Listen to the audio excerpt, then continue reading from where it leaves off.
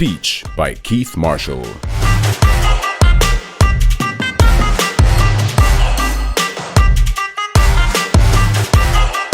Very good morning to everyone present in the house. So when Eman Pulis approached me a few years back with the intention of setting up a foundation, a charity, the only reason I would have left my job, I was running a pharmaceutical company for 20 years, was because the pitch came from Eman, with years of friendship, and because the proposal was as is. But it really needed to come under the right conditions. I was never going to run a charity which didn't excite me. It had to be something that I could see mileage out of, longevity. And when we think charity, we say building stuff, helping people, but always on one side of the equation. It's always building schools, support systems, this side. So I told myself, how about we create something which will provide a platform for people to engage and in so doing build themselves up as well. So of course, all the adventure expeditions came along. Kilimanjaro, Mount Toubkal in Morocco. We also have the Camino de Santiago in Spain. And soon to be added to our repertoire, there will be the Lost City Trail in the Sierra Nevada in northern Colombia. So what happens throughout this? Our modus operandi involves getting people together, building friendship, building platforms, building fundraising support systems, building schools, and ultimately building lives. So, you'd be surprised how many people do not believe in themselves. What, me climb a mountain? Impossible. What, me take on a 200-kilometer walk? It's impossible. It's more than possible for the greater part of the people. Ultimately, when you look back, people ask me, why? Why do we do this? We do this. It's poignant, it's very pragmatic, but it's very down to earth, because we can. Many people are denied this privilege. Many people are in a situation where they say, I so wish that I could be involved, but I can't. Financial constraints, physical constraints, and it's a pity. But the sin doesn't lie in not doing. The sin lies in having all the implements at hand to engage, to be involved, and decide to turn an Nelson's eye. Therein lies the sin.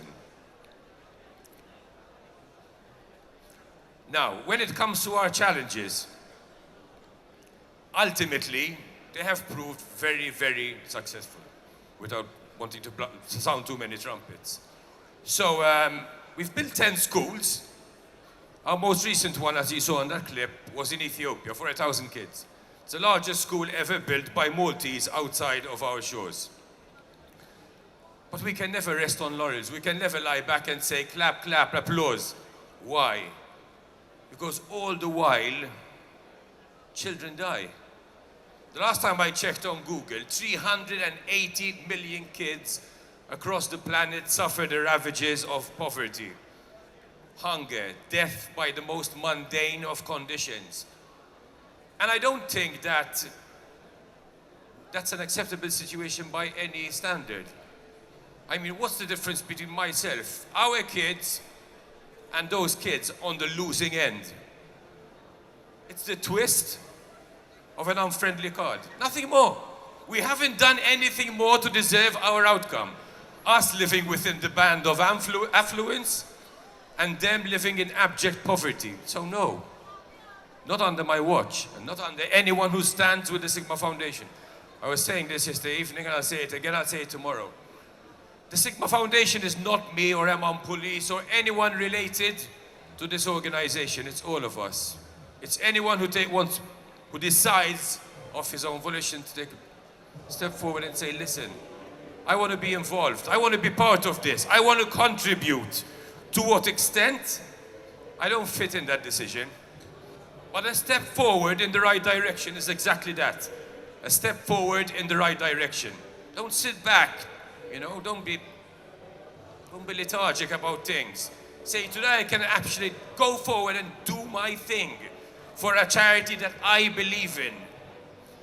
So what do we have upcoming? We actually have 2 very interesting projects upcoming. 3, but one is closed down, but I'll skim through it. So post the school in Ethiopia, Jimabonga, southwest Ethiopia, we decided to engage in a women empowerment project.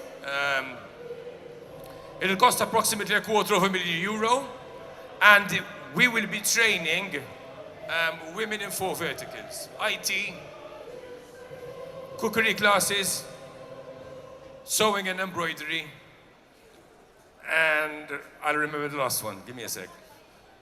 But that is catered for. We've saved up the money, and that is done. Now, in the meantime, I was approached by a priest I've had the privilege of working with 2 years ago in Bataan, which is 4 hours outside Manila. And it was a privilege, it was a pleasure. He's not loud, he's not boisterous, he works diligently in the shadows, but he gets stuff done. So as you saw in the previous video, there was a solar paneling system, because the electricity in the area was very intermittent, so that's been sorted out. And what they use the church for, besides a place of worship, is as a music academy. And the place was completely dilapidated, so we restored the structure. Up and coming now, we have 2 projects to handle: housing for the poorest of the poor in the highlands in the area, as well as a multi-sensory hall. So everything dedicated, everything coming forward from this, from Manila, for SiGMA Manila, will be dedicated towards financing these projects. And I'm very confident that we're going to get there. In January, we're going to start off something which is new to us, but everything starts from somewhere. And this is a trek towards the lost city in the Sierra Nevada, northern Colombia. Every person joining will be obliged, if you will, to finance the operation for the reconstruction of a cleft lip and/or cleft palate for a child in the encatchment area. I'm very pleased to announce that as of today, we have 40 operations sorted out, financially of course, which will take us till the end of the year. And our benchmark is 100 children. So when we go there in January to engage in the Lost City Trek, we will be meeting up with 100 children within convalescence that have been operated and can live a fully functional life. So as you can see, charity doesn't need to be boring by any stretch. Our ethos is do what you can, when you can, for whom you can, within the bounds of an adventure or an expedition, bringing people together so that we can work towards the betterment of the children that we serve. That's our ethos, our mantra, our credo, and long may it live. Thank you for your time. Thank you so much to Keith.